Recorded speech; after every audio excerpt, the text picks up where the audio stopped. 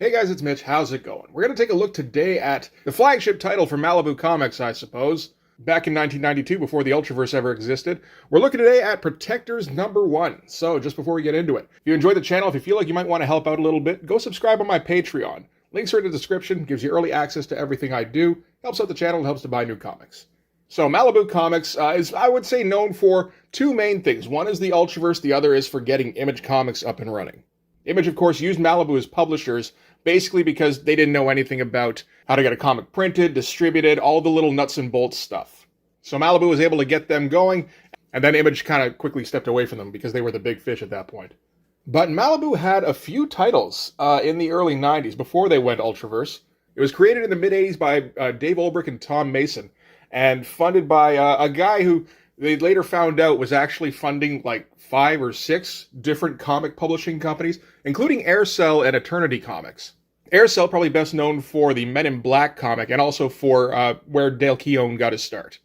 And apparently that financier, Scott Rosenberg, once it became clear what he was doing, he had to fold a lot of his interests together. So I think he cut most of the publishers out, and then stuff like Aircel and Eternity got folded into Malibu. So if you ever wondered what happened to those comic companies, they just became Malibu.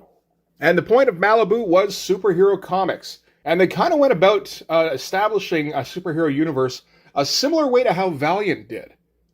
Only instead of buying up old properties, they looked around for old properties that nobody wanted anything to do with and had fallen into public domain. Which is certainly one way to do it. The only problem is that you kind of end up with some second-tier characters, which is what we're going to get. So we might as well get into this and we can kind of figure things out along the way. So this is the cover here, which is pretty good, I gotta say. The cover artist on this is Clark Hawbaker, and he doesn't draw the issue, unfortunately, which is a shame because, like, he does a few of the covers on Protectors, and they're actually quite skilled. He's got a nice touch with composition. He does nice shadows. He does good figure work. The fact that I don't recognize his name, I have to assume he worked too slow to do regular comics work. I could be completely wrong on that. But these are going to be some of our heroes, some of the Protectors. And they got this weird thing on the cover here, which I don't know what it's for exactly, unless it's just to jam in a few more ads. That could be the case. We'll come back to that Cyberforce ad. I kind of like it as an element. I don't think I've ever seen it before. Maybe not used in the most creative way, but you could do some stuff with it. That'd be interesting. But yeah, man, that's a good cover. Good colors, too. All right, so this is going to be written by R.A. Jones, penciled by Thomas Derenick, inked by Diodato. I'm not 100% sure who that is. It's not Mike Diodato, I'm pretty sure. But I've seen that name before. And cover colorist, Paul Mounts. Okay, okay. That makes some sense. And I kind of like this inside cover treatment here, where we're going to get some of our protagonists here. And I guess these are images that showed up on this little flap here. Not a bad idea. And then we get into the comic itself. And that does not look anywhere near as good. So we're going to start things off in a police precinct. Explosion goes off, big old splash page, whole bunch of cops get, well, it says here four officers die right in the opening salvo here. And honestly, for a splash page, it's not too bad. You know, it's a good subject matter. I don't mind the composition, like the way the page was set up. Everybody flying out from the central point here. This guy here, he's a little awkward in terms of placement, but he is going to be kind of our conduit for this little segment of the comic. The inking on the explosion itself, fairly decent. It's just the finishing, really, on the pencils, I think. It's not up to snuff. It's not professional quality. And I mean, that's kind of the deal with these smaller publishers in the 80s and early 90s. I guess it's just kind of interesting given the ambition of the company. And yeah, it's all going to be done by, amateurs, essentially. That hand's pretty tough. That's a tough hand, man. And yeah, it's going to get a little worse. So this is the Steel Army who have busted into the police precinct. The police officers recognize them. The cop that survived the opening goes, "Don't just stand there, open fire." So they do, but they're the Steel Army, which I would think everybody knows is invulnerable to bullets. So they take a couple of shots and then just, vaporize everybody, essentially. And they leave just the guy that was still alive at the opening. He's the only survivor, and they're going to leave him to leave a message. but he doesn't want to listen to anything they've got to say. And yeah, you can see like just kind of amateurish stuff all throughout. These soldiers, pretty bad design, and again, pretty bad finish. You know what it looks like almost exactly is the kind of comics that you would put out when you were like 15, 16, 17. And you don't have things under your belt like hanging drapery or anatomy or, shadows or page composition. You're just kind of, you've seen how people draw the comics. So you're going to draw the comics. He's making some effort here with, like the triangle shaped panel with the guy poking his head through the panel border. That's a nice touch. But like shots like this never cut it. When you do the everybody standing in a line and you're basically just cloning the same guy over and over, nobody's interested in that. This shot here is not too bad. This guy who got killed earlier, well, it's kind of the same quality of everything else, actually, when you turn it around. He's a little bit better at faces than he is at anything else, so that's something. So I should make it known now that this is reshoots. After I shot this video, I decided to go and look up Thomas Derenick and Clark Hobbaker and just see what they've been up to in the meantime, which is the kind of thing that theoretically I should have done before I made this video, but remembering to do things at all has never been my strong suit. So most of what I've seen of Thomas Derenick is off of his Instagram page. He's got a couple of photos of himself on there, and he looks like he's still pretty young. Like, I would guess like early 50s at the oldest. So that would mean at this point, he's probably in his early 20s, maybe. He might even be a teenager. So yeah, the bit I just said about this looking very much like something like, a mid-teenager would do, that might be kind of close to the mark. So if that's the case, I mean, he's a reasonably talented teenager. And he just needs to get a whole ton of reps in. He needs to get a lot of practice. And then eventually, like theoretically in a couple of years from now, he should maybe get some work on a monthly title. Maybe not right now, though, because he's just not there. I have seen the stuff that he's been putting out recently, which is still, he still does superhero drawings, and it's way, way better than what he's got in here. So good to know he just needed the reps, and he seems to have gotten those reps in. So after the cop refuses to pass along a message, the Steel Army's leader steps into the room, and this is Mr. Monday. So I'm sure the guys at Malibu at this time understood that some of these character names were kind of lame. I don't know if they were going for some kind of nostalgia thing. I mean, from what I understand, these characters were from the 40s largely, or maybe even earlier. And Mr. Monday is just a big skull-headed guy with a big old armor suit with a cape. He's Dr. Doom, essentially, only with a much worse name. But he still has the alliteration. That's all that matters. And Mr. Monday is here to pass on the message that he's going to keep on destroying things until Washington is in ruins. That seems to be his whole purpose. And yeah, just tough shots that don't quite get there. I had a copy of this when I was I don't know, well, if it was 92, I would have been 13, I suppose. That I got from a drugstore, I believe, actually. And I remember kind of reading this, and it feels like it had a bit of a Merritt Michaels kind of influence in that when you're 15, 16, 17 and you're reading this, you're like, I've drawn this comic, or pretty close to. I can get my comic published, or I can work a little bit harder and get to be an almost professional comic artist. It's a bit of a shame when you see stuff like this, and it's like, oh man, that wouldn't take too much work to get that to look kind of cool. It's kind of a cross between a Terminator and a Dr. Doom head. It'd be pretty easy to make that look interesting, but this guy just can't pull it off, unfortunately. From there, we're going to cut to a newsroom where they're reporting about the attack by Mr. Monday on the police station, which is unnecessary, actually. They don't give us any new information here. They give us any on the next page? They do, okay. Still, that was a whole page they used up just to lead us into the exposition. So we find out that Mr. Monday is the first supranormal to be seen in 5 years. And at one time, there were a lot of supranormals. We'll just call them superheroes. And, they'd have adventures, they'd have battles, all that kind of shit. Then one day, and on July 4th in 1986, the small town of Brinkston was wiped off the map by a battle between two superheroes. I guess that's why you gotta say supernormals. And since that day, no superpowered being has been seen in this country.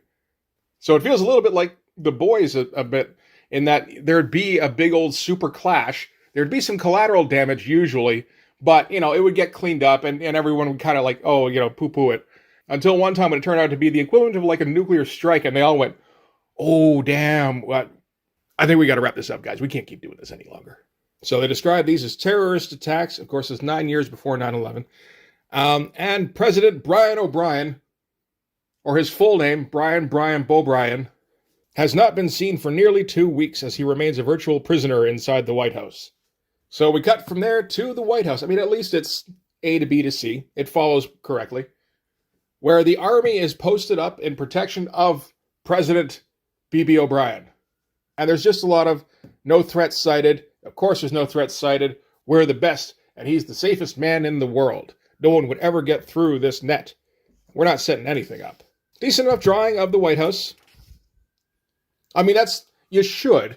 It's not like you're short on reference material if you want to draw the White House, but they did it. Not everybody does. So the president is having himself a sleepy when he does get an intruder after all.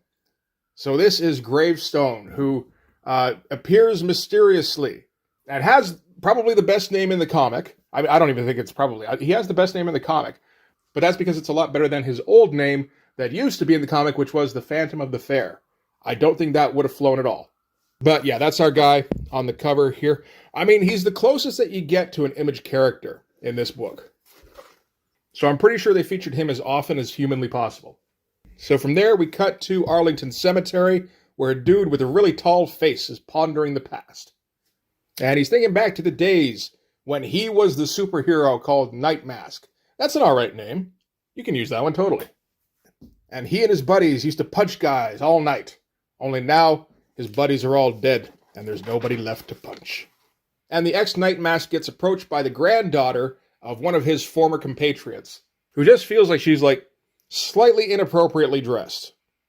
I don't think we need to be seeing her stomach for this thing. Maybe it's just me.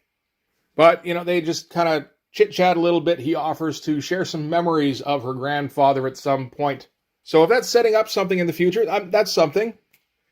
So far, the structure of the story hasn't been too bad. The dialogue's kind of god-awful, really. So after chatting with the granddaughter, our guy here, Phil, walks out of the cemetery and notices a car here to meet him. So this is apparently Secret Service. And when the agent meets him, he tells him the golden age is coming from the president. And that's all it takes to convince Phil. He gets in the car, and he's super stoked about what's coming, which is, they're forming the team. So cut from there to a port in Washington, where the president is going to meet Phil and talk to him about the formation of the Protectors. We get a bit of backstory here, as Senator Reinhardt is also an advisor in this meeting, and he gets told by the president and Phil about how Phil used to be in a group of super people, but they all got shut down by the government after that, that town got destroyed. Not sure how they forced the supervillains, but maybe they were all law-abiding citizens too. They just, like dressing up in the darker colors. But now, with the emergence of Mr. Monday and the Steel Army, a new hero must rise to respond to this threat. So this time they're going to be on government payroll, and Phil is going to act as liaison between the president's office and the Protectors. So he starts asking about, okay, when can I start recruiting my team? It's like, oh, we already started recruiting the team for you. They're actually out training right now. So maybe an early indication that he's not going to be as autonomous as he'd probably like to be. And you just see lots of, beginner mistakes all over the place here. I mean, for one thing, this isn't on the artist, but this sequence is boring as fuck. And this is the third sequence like this we've had consecutively. Starting out in the newsroom, then the cemetery, now the docks.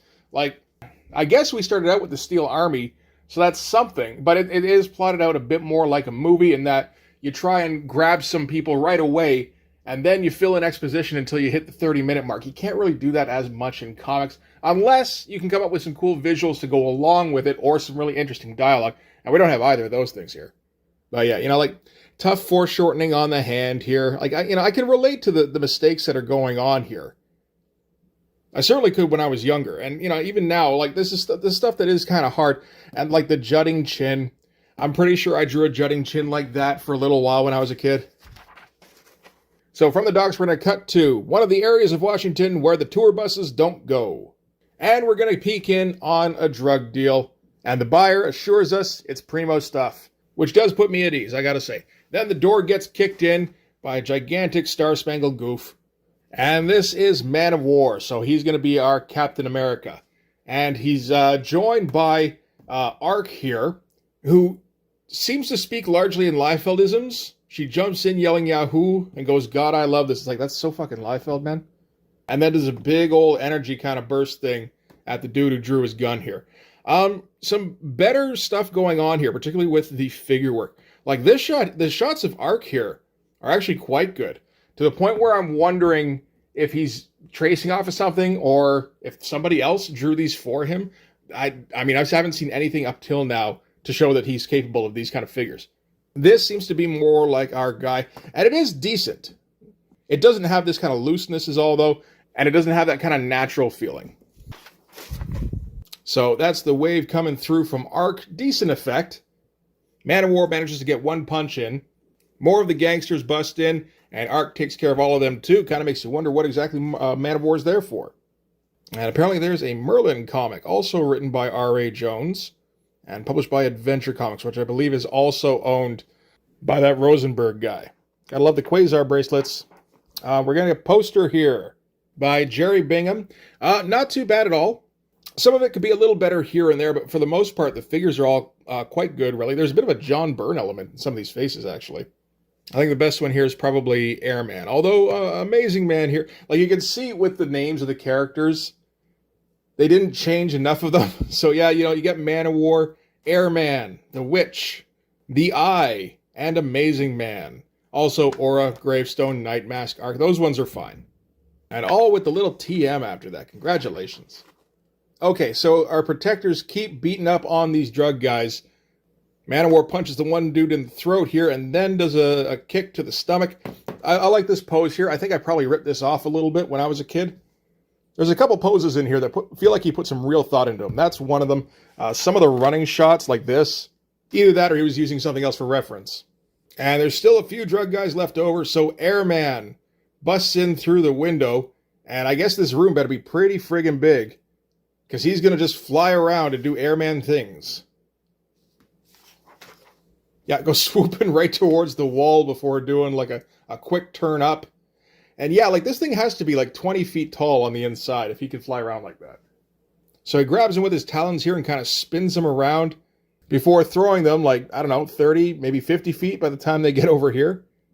And one guy is about to escape, but from out of the shadows reaches Gravestone with, again, his almost cool mask, who says, I am Gravestone, little man, and no matter what your worst fears may be, your darkest nightmares, they are nothing compared to me. So we really had to bring out like all of the heavy artillery to deal with a drug deal. All right, so afterwards, the team meets up with Phil, and he fills them in. Oh, man, that's terrible. Inadvertent puns are sometimes the worst puns. But he's just going to make sure they're all going to toe the line. There's that tough foreshortened hand again.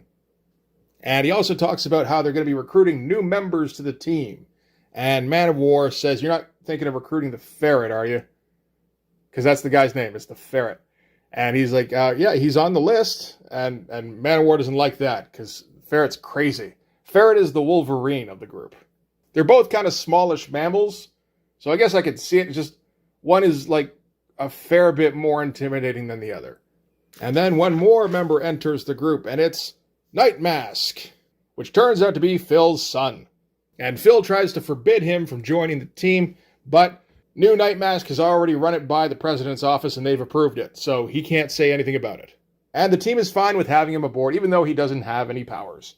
I mean, Phil didn't have powers when he went around punching people. Why would his son need them?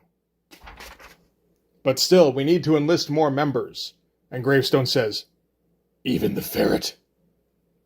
And the president replies, even the Ferret.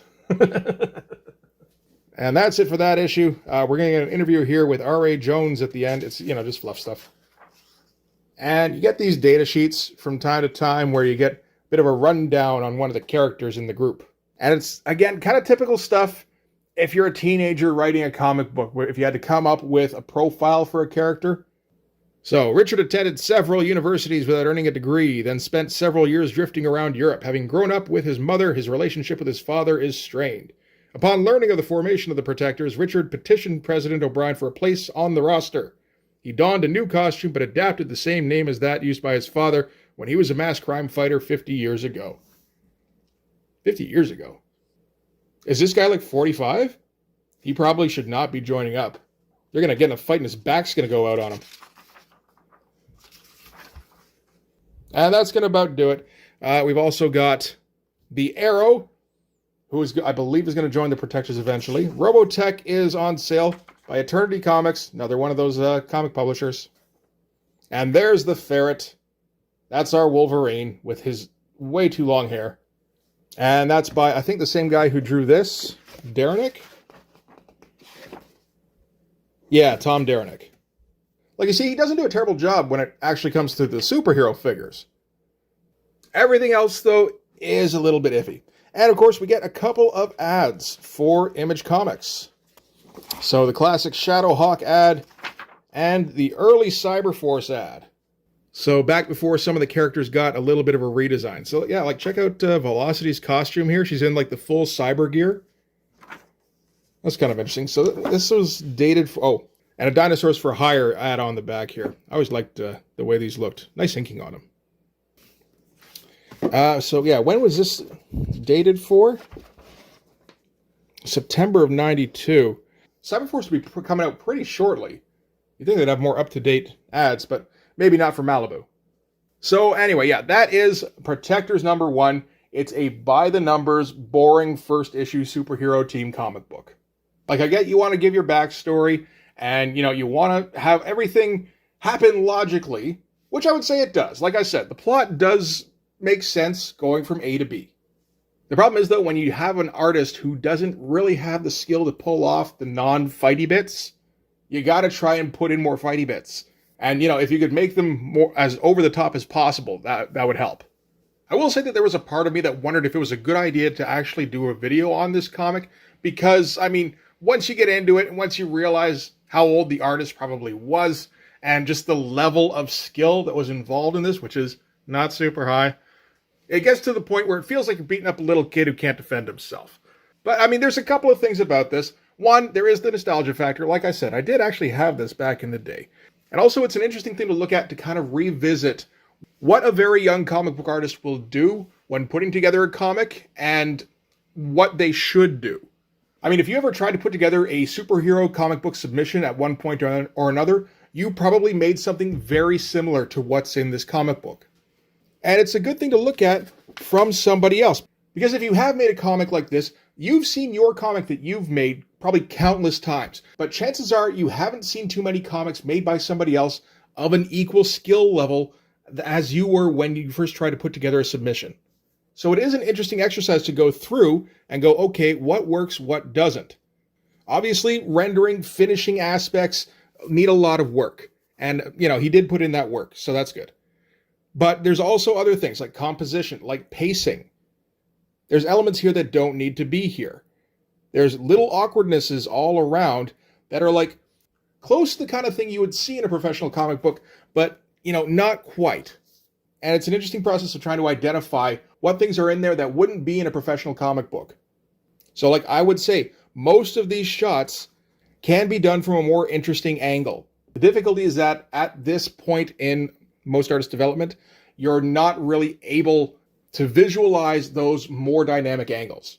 And then, of course, there's the fact that, you know, when you're at this skill level, even if you can come up with those angles, you probably can't finish so that it looks very good, but that shouldn't deter you. You should try the angles and then just over time make them look less bad.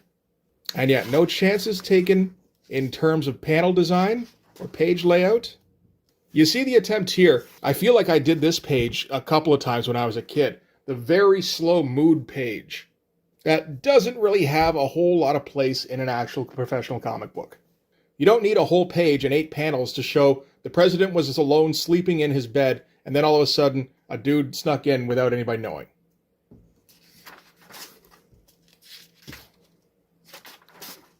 And a lot of this is on the writer. I think I mentioned that a couple times in this. And R.A. Jones probably shouldn't be let off the hook, because I think he was about 40 when this came out. But if I had to guess, I would say that there is a rush to get this thing out on the shelves. The market is at its absolute peak, and there's news that Malibu Comics is going to be publishing comics drawn by guys like Jim Lee, Todd McFarlane, Rob Liefeld, etc. And while they're probably making a little bit of money off of that, maybe even a fair bit of money, they also need to try and get their own superhero comic out on the shelf because people are going to be looking for Malibu Comics. So I know my guy R.A., he can put together a shitty comic script, and his nephew Tom can draw it. It's probably a bit more involved than that, but I feel that feels true for like a gist of how this thing was put together. Anyway. And the Protectors would go on for a little while, actually. They managed to get out 20 issues before the end of the series when they decided to switch everything to the Ultraverse. And I desperately want to get a copy of Protectors number 20 because that thing is bonkers. I saw a copy online and I put it in a cart and was like, okay, I'm going to get this pretty shortly. And then when I came back, it had been snapped up and there weren't any more copies and I can't get them anywhere else now. So if you see a copy of Protectors number 20, buy that shit and set it aside. I will send you the money to send it out to me because I have to go over that thing at some point. So yeah, let me know if you picked this up back in the day, but that's going to do it for this one. Thanks very much for watching. If you like this video, please hit like, hit subscribe, hit the notifications so you know when the next one's coming out. Go over and subscribe on my Patreon. Gives you early access to everything I do, from the Blood Force stuff to the YouTube videos before they get uploaded to YouTube, as well as some Patreon exclusive content. You can also follow me on Instagram and DM me there for commissions, and you can join the Blood Force Discord server. But yeah, that's going to do it. Thanks again for watching, guys. I'll see you in the next one. Bye-bye.